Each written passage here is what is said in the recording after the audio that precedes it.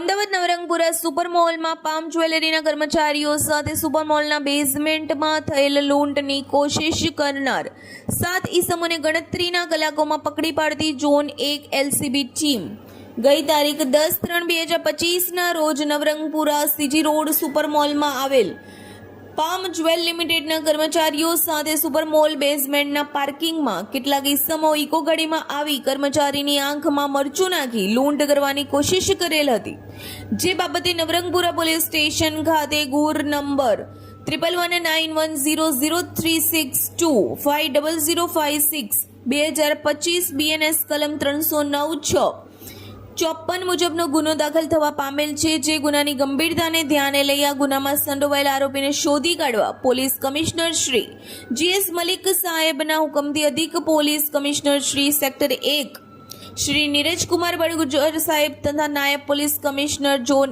1 શ્રી બલરામ મીણા સાહેબના માર્ગદર્શન હેઠળ LCB zone 1 police inspector Shri HB Gadhvi સાહેબ તથા એલસીબી ઝોન 1 ટીમ દ્વારા ગુનાના સ્થળની મુલાકાત લઈ જરૂરી વર્કઆઉટ હાથ ધરી હ્યુમન ઇન્ટેલિજન્સ અને ટેકનિકલ એનાલિસિસ દ્વારા એલસીબી ઝોન 1 ટીમ દ્વારા ગણતરીના કલાકોમાં લૂંટની કોશિશ કરનાર ઈસમોને 1. પવન ભરતભાઈ સોની ઉંમર વર્ષ 40 2. નિશિત ઉર્ફે શંભુ ભીખાભાઈ સોલંકી ઉંમર વર્ષ 36 3. મિતુલભાઈ ગોપાલભાઈ દરજી ઉંમર વર્ષ 35 4. દીપક ઉર્ફે મચ્છર સંજયભાઈ શુક્લા ઉંમર વર્ષ 24 5. અનિલ બાલકિશન પરિહાર 6. સંગ્રામસિંહ ઉર્ફે પિન્ટુ ગરવરસિંહ રાઠોડ ઉંમર વર્ષ 37 હિતેશ ઉર્ફે કલ્લુ આનંદભાઈ મહેશકર ઉંમર વર્ષ 25 ને ગણતરીના કલાકોમાં પકડી પાડી નવરંગપુરા પોલીસ સ્ટેશનમાં નોંધાયેલ ગુનાનો ભેદ ઉકેલી એલસીબી ઝોન 1 ટીમ દ્વારા સારી અને પ્રશંસનીય કામગીરી કરવામાં આવેલ છે. પકડાયેલ ઈસમોના નામ, સરનામા તથા ઈસમોના રોલની માહિતી તથા ગુનાહિત ઇતિહાસ. 1. મિતુલ ગોપાલભાઈ દરજી ઉંમર વર્ષ 35 રહેઠાણ મન એલ 118 1410 પહેલો માર ગણેશ એપાર્ટમેન્ટ 16 રોડ ઘાટલોડિયા અમદાવાદ શહેર. સદરી ઈસમ નાનો અગાઉ પામ જ્વેલરી લિમિટેડમાં નોકરી કરતો હતો અને પામ જ્વેલરી લિમિટેડની ગાડી ક્યારે અને કેટલા વાગે નીકળે છે તેની માહિતી 6 ઈસમોને આપેલ હતી અને 1-2 વાર રેકી કરવા માટે સાથે પણ ગયો હતો. 2. પવન ભરતભાઈ સોની રહેઠાણ ઉંમર વર્ષ 40 ધંધો બેકાર રહેઠાણ મન બી 102 ઉમિયા તીર્થ એપાર્ટમેન્ટ સોસાયટીની પાછળ ઘાટલોડિયા અમદાવાદ શહેર. Mobile number 8155887776. સદરી ઈસમ તથા મિતુલ દરજી તથા નિશિત ઉર્ફે શંભુએ ભેગા મળી ઉપરોક્ત જ્વેલર્સને ત્યાં લૂંટ કરવાનો પ્લાન બનાવ્યો હતો અને સંગ્રામસિંહ રાઠોડ નામના માણસને લૂંટ કરવા માટે માણસો અરેન્જ કરવાનું જણાવેલ હતું અને શંભુને ગાડીની વ્યવસ્થા કરવાનું જણાવેલ હતું.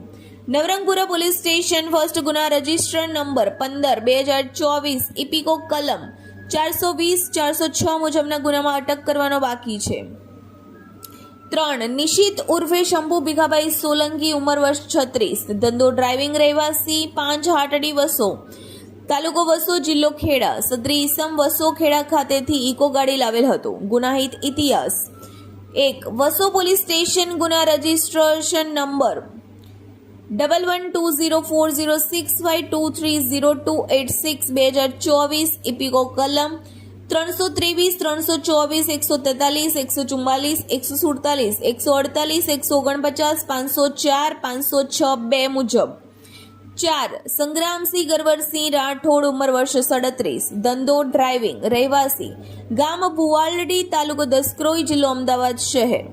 સદરી ઈસમે દીપક ઉર્ફે મચ્છર સંજયભાઈ શુક્લા નાનો પવન સોની સાથે સંપર્ક કરાવેલ હતો અને પવન સોનીએ માણસોની વ્યવસ્થા કરી આપવા બદલ ₹10,000 ગૂગલ પે કરેલા હતા.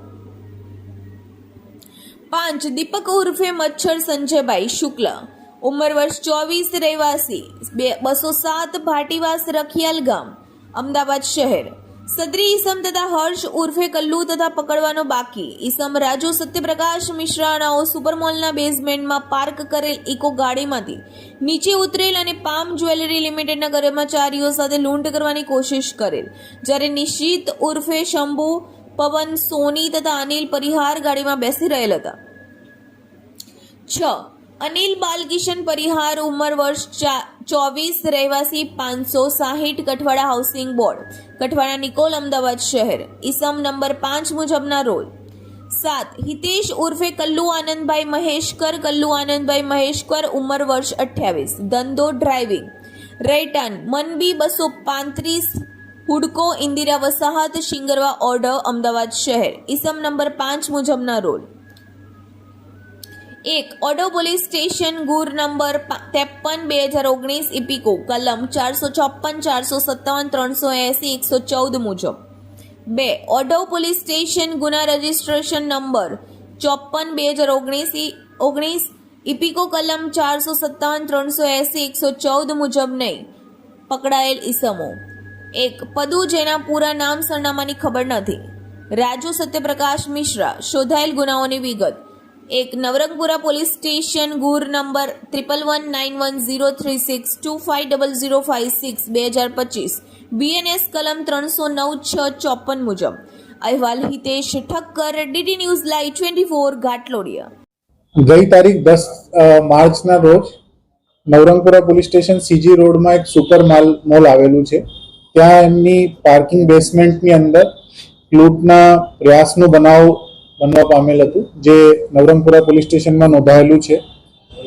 આ ગુનો જે છે અમારી એલસીબીની ટીમે ગણતરીના કલાકોની અંદર ડિટેક્ટ કર્યું છે અને એમાં ટોટલ જે અત્યાર સુધી સામે આવ્યા છે નામો એમાં 9 લોકોની સંડોવણી સામે આવી છે 9માંથી 7 લોકોની ધરપકડ થઈ ચૂકેલી છે અને બાકીના 2 લોકો ને પોલીસ શોધી રહી છે બનાવની વિગત આ પ્રકારની છે કે સુપર મોલના અહીંયા જ એક પામ જ્વેલર્સ નામના એક પેઢી આવી છે એ પેઢીના 3 કર્મચારીઓ પોતાની બોલેરો કારની અંદર માલની સપ્લાય કરવા જતા હતા એમાં ટોટલ 3 કિલો સોનું જે 2.4 કરોડ રૂપિયાની કિંમતનું હતું એ લઈને જતા હતા અને તે દરમિયાન આરોપીઓએ એમને ત્યાં જ બેસમેન્ટની અંદર જ લૂંટવાનો ઈરાદાથી આતર્યા અને પછી પ્રયાસ કર્યું એક જે ફરિયાદી છે ફરિયાદીની સાથેનો સાહેબ છે એમને આંખમાં મરચાની ભૂકી નાખવાનો પ્રયાસ કર્યો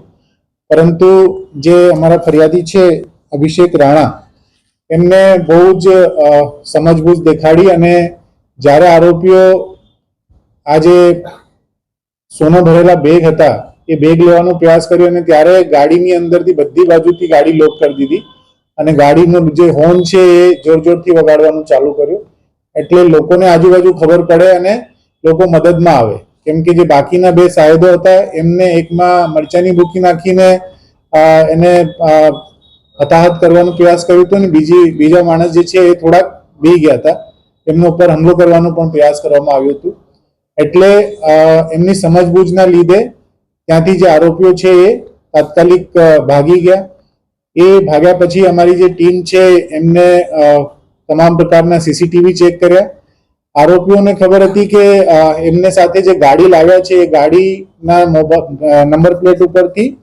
કદાચ ગુનો ડિટેક્ટ થઈ શકે એટલે એ લોકો લૂંટ કરવાના ઈરાદેથી જ્યારે આવ્યા તે વખત પહેલાથી જ ગાડીની ઉપર એક વ્હાઇટ કલરની ચોંટાડેલી નંબર પ્લેટ જેવી એક વ્હાઇટ કલરની સ્ક્રીન લગાડી દીધી હતી જેનાથી એના નંબર દેખાય નહીં પરંતુ અમે બેકટ્રેક કરતા એમના સીસીટીવીમાં જ્યાં એમને આ પ્રકારનું કામ કર્યું તો એ જગ્યાના સીસીટીવીના આધારે ગાડીના નંબર મળી આવ્યા અને એ ગાડી પછી અમે શોધતા આખી વિગતો બહાર આવી જેમાંથી ટોટલ 7 આરોપીઓની ધરપકડ થઈ છે અને 9 આરોપીઓની ટોટલ નામજોગ એક આરોપીનું નામ નથી ખુલ્યું બાકીના નામ અમે ખ્યાલ આવી ગયા છે અમે જે આરોપીઓ છે એમાં એક મિતુલ કરીને આરોપી છે જે પેલા આ પામ જ્વેલની પેઢીમાં જ કામ કરતો હતો અને એમના વિરુદ્ધમાં 406 420 નું નવરંગપુરામાં જ ગુનો દાખલ થયેલું છે જે ગુનામાં પણ એમની ધરપકડ થવાની બાકી છે એ માણસે આખી બધી ટીપ આપવામાં આખું બધું પ્લાન ઘડવામાં અને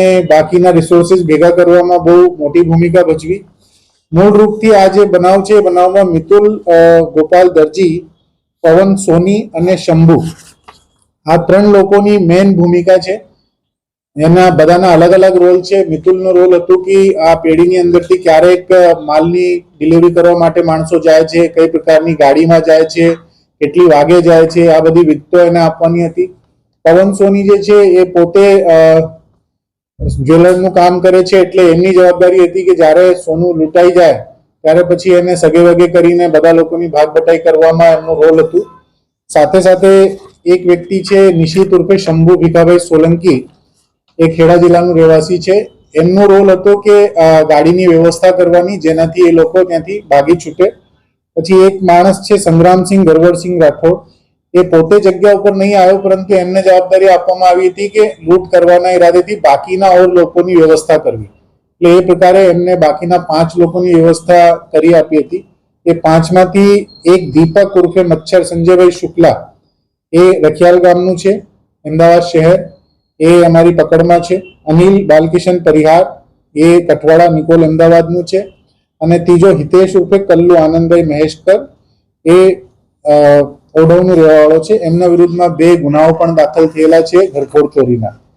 જે 2 આરોપી પકડવાના બાકી છે એમાંથી એકનું નામ સરનામું પૂરું ખબર નથી, પરંતુ બીજો જે આરોપી છે એનું નામ છે રાજુ સત્યપ્રકાશ મિશ્રા. આ પ્રકારે ટોટલ 9 આરોપીઓ હતા અને આખું આ લોકોએ પ્લાન ઘડેલું, અને આ પ્લાન છેલ્લા 1 વર્ષથી એ લોકો કરતા હતા. એમાંથી છેલ્લા 2-2.5 મહિનાની દરમિયાન આ મિતુલ જે છે એમને જે જગ્યા છે એ જગ્યાની રેકી કરવા માટે ઓછામાં ઓછું 4 થી 5 વખત મુલાકાત લીધી, અને ક્રોસ વેરીફાઈ ને વેરીફાઈ કરતા રહ્યા કે જે ગાડીને એ લોકો આઈડેન્ટિફાઈ કરી રહ્યા છે એમાં કોઈ ફેરફાર ના થાય, અને એમના ટાઈમિંગમાં અને માણસો જે લઈ જાય છે એમાં કોઈ પ્રકારની જે માહિતી છે એનું ફેરફાર ના થાય. તો આ પ્રકારે આખો પ્લાન ઘડીને જ લૂંટનો પ્રયાસ કરવામાં આવ્યું હતું, પરંતુ જે પેઢી છે પેઢીના કર્મચારીની સમજબૂજ અને તે વખતની બુદ્ધિ વિવેક વાપરવાના લીધે આ બનાવ એક તો બનતા અટક્યું છે. પરંતુ તાત્કાલિક ધોરણે પછી પોલીસે આવા જે આરોપીઓ છે એમને શોધી અને અત્યારે હાથ ઉપર લીધા છે, અને આગળની તપાસ હજુ ચાલુ છે. એમાં અગર એ સોનું અહીંયાથી લૂંટાઈ ગયું હોત તો કોને આપવાના હતા, સાથે સાથે બીજા ઓર કોઈ આરોપીઓ છે કે કેમ, આ બધી વિગતો જે છે હવે તપાસમાં બહાર આવશે.